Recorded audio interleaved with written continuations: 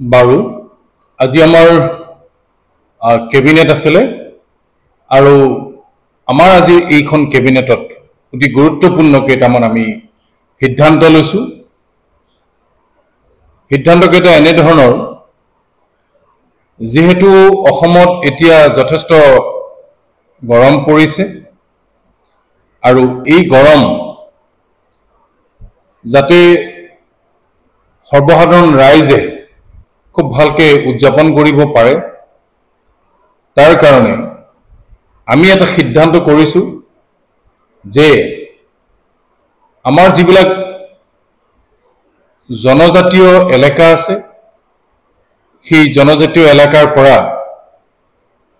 বগা ৰঙৰ যিটো পনীয় দ্ৰব্য আছে, সেই দ্ৰব্যখিনি আমি চৰকাৰে কালেকশ্যন কৰিম আৰু কালেকশ্যন কৰি এই দ্ৰব্যভাগ আমাৰ যি সুলভ মূল্যৰ দোকান আছে, সেই দোকানত ইতিমধ্যে ৰাইজে বিনামূলীয়াকৈ চাউল পাই আছে, দালি, চেনি, আটা, কেৰাচিন তেল আদি পাই আছে।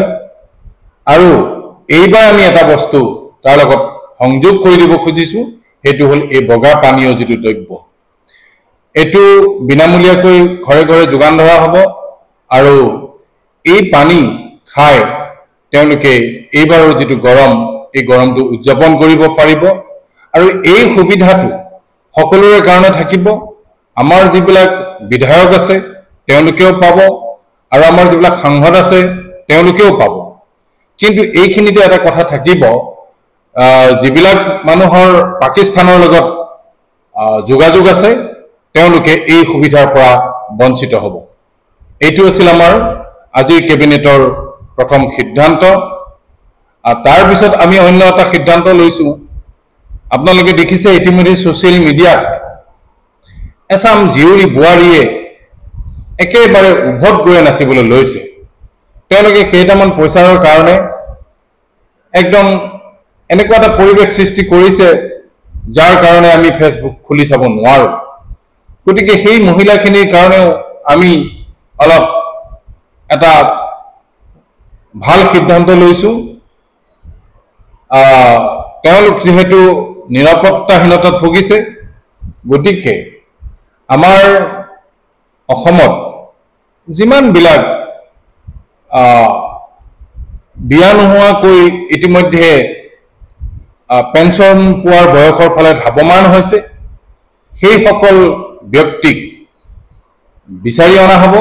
আৰু তাৰ কাৰণে ইতিমধ্যে আমাৰ প্ৰতিটো সমষ্টিৰ বিধায়কৰ লগত আমি কথা পাতিছো আৰু এইটো বিধায়কৰ দায়িত্ব থাকিব। তেওঁলোকে তেওঁলোকৰ সমষ্টিত, নিজৰ নিজৰ সমষ্টিত এনেকুৱা যিবিলাক বৰলা ব্যক্তি আছে তেওঁলোকৰ লিষ্টখন আমাক দিব আৰু সেইখিনি মহিলাৰ লগত আমি তেওঁলোকক বিয়া পাতি দিয়াৰ ব্যৱস্থা এটা কৰিম। লগতে অকল বিয়া পাতি দিয়াই নহয়, সেই লগে লগে আমাৰ যিবিলাক আঁচনি আছে, আমাৰ যেনে লাখপতি বাইদেউ আছে, এই ধৰণৰ যিবিলাক আমাৰ আঁচনি আছে, অৰুণোদয় আছে, এই আঁচনিবিলাক আমি লগে লগে তেওঁলোকক দিয়াৰ ব্যৱস্থা কৰিম। এয়া আমাৰ এটা কেবিনেটৰ খুব গুৰুত্বপূৰ্ণ সিদ্ধান্ত। আমি আশা কৰিম অসমৰ ৰাইজে এইটো খুব ভালকৈ গ্ৰহণ কৰিব, ইয়াৰ পৰা ৰাইজ উপকৃত হ'ব আৰু আমি আশা কৰিম আপোনালোকে এইটো খুব ভালকৈ প্ৰচাৰ কৰিব, প্ৰসাৰ কৰিব।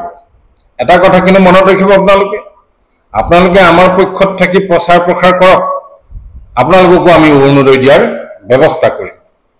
আমাৰ আৰু এটা সিদ্ধান্ত আছে কেবিনেটৰ, আজিৰ এটা গুৰুত্বপূৰ্ণ সিদ্ধান্ত আমি লৈছো। আপোনালোকে দেখি আহিছে ইতিমধ্যে গুৱাহাটীত কৃত্ৰিম বানপানী হৈছে।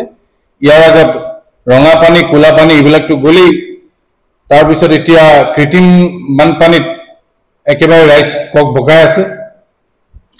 এই ক্ষেত্ৰত আমি এটা সিদ্ধান্ত লৈছো, আমাৰ যিকেইখন সেউজীয়া বাছ আছে, এই সেউজীয়া বাছকেইখনে আচলতে বহুত যান জোঁটৰ সৃষ্টি কৰিছে আৰু সেইকাৰণে আমি ভাবিছো এই সেউজীয়া বাছকেইখন আমি কিছু মডিফাই কৰি তাক এটা খুব সুন্দৰকৈ সজাই গোটেইকেইখন বাছ যেতিয়াই বানপানী হ'ব তেতিয়া আমি তাত লগাই দিম আৰু গুৱাহাটীৰ যিমানবিলাক কৃত্ৰিম বানপানী হ'ব যিমান ঠাইত হ'ব সেই বানপানীবিলাক আমি তাৰ পৰা সেই বাছত ভৰাই আমি ব্ৰহ্মপুত্ৰৰ উত্তৰ পাৰলৈ পঠিয়াই দিয়াৰ ব্যৱস্থা কৰিম এইটো আছিল আমাৰ অন্য এটা অতি গুৰুত্বপূৰ্ণ আমাৰ সিদ্ধান্ত হা হা না এজনে কওক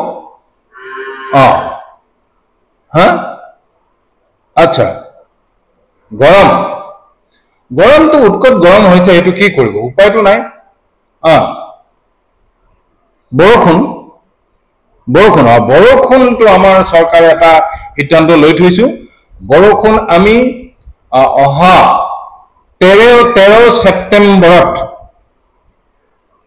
আমি বৰষুণ দিয়াৰ ব্যৱস্থা কৰিম অকল বৰষুণে নহয় সেই 13 ছেপ্টেম্বৰত ধুমুহা বতাহ এইবিলাক দিয়াৰ ব্যৱস্থা কৰিম এতিয়া আমাৰ সেনচন নাই যেহেতু সেন্ট্ৰেলৰ পৰা কোনো ধৰণৰ তেনেকুৱা গ্ৰীণ সিগনেল আমি পোৱা নাই সেই কাৰণে আমি বৰষুণ দিব পৰা নাই বা বতাহ দিব পৰা নাই গতিকে অসমৰ ৰাইজে অন্তত এইকেইদিন অলপ ধৈৰ্য ধৰক তাৰ কাৰণে আমি সেই পনীয়া দ্ৰব্যটো দি দিছো 13 ছেপ্টেম্বৰলৈকে অলপ ধৈৰ্য ধৰিব লাগিব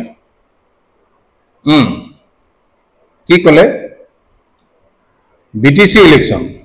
বিটিসি ইলেকশনৰ কথাটো আপোনালোকক ইতিমধ্যে মই বিভিন্ন সময়ত কৈ আহিছো আমাৰ সভাপতিও কৈ আহিছে আৰু আমি কৈ আহিছো এই কথাটো বাৰে বাৰে যে এটা দল যেহেতু আমাৰ বিধায়িনী দলত তেওঁলোক আমাৰ লগত এলায়েন্স হৈ আছে আমাৰ ভিতৰচৰাত দিছপুৰৰ ভিতৰচৰাত তেওঁলোক আমাৰ এলায়েন্সত আছে বাহিৰত এলায়েন্স নাই কিন্তু ভিতৰত আছে গতিকে আৰু অন্য দলটোতো আমাৰ লগত আছেই এইবিলাক কথা আমি সকলোবিলাক চিন্তা চৰ্চা কৰি অহা 19 জুন তাৰিখৰ পিছত আমি এটা সিদ্ধান্ত ল'ম যে আমি কেইখন আসনত অৱতীৰ্ণ হ'ম আৰু কেইখন আসনত আমি আমাৰ প্ৰাৰ্থিত্ব প্ৰদান কৰিব পাৰিম এই সম্পৰ্কে আমি 19 জুনৰ পিছত আমি এইটো সিদ্ধান্ত ল'ম